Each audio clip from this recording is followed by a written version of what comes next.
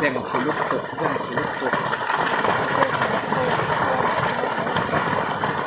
Virro. Acha sino ruam tek.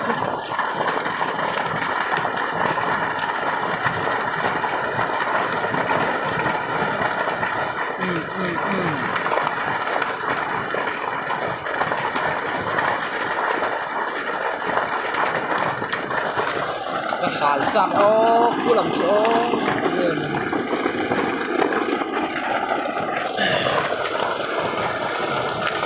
tep maya tep maya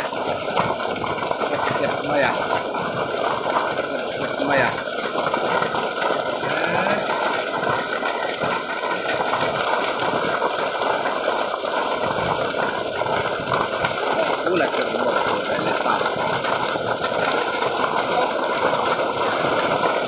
số rồi mày chuộc phụ lệ chuộc phụ thật thâu bằng số mò phụ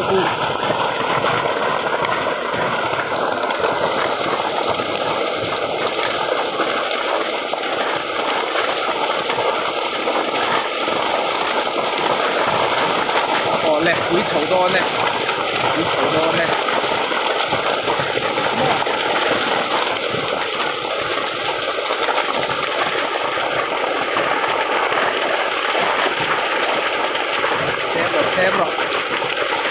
xem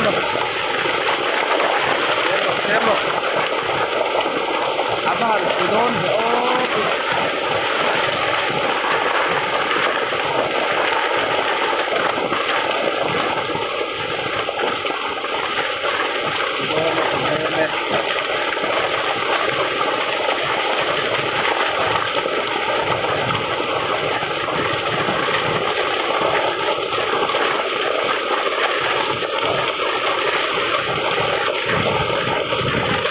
lâu chắc mà mình xem sẽ là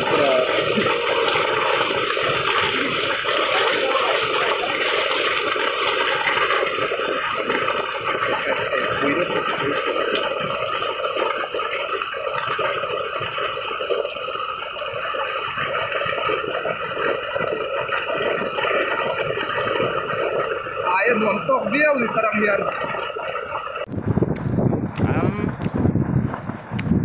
romun càng đuổi mấy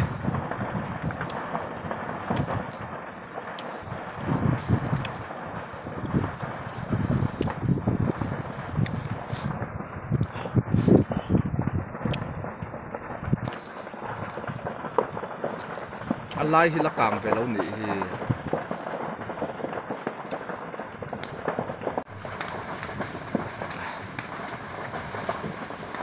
thom chia cha khu posir kan zo don muan tep lo nyang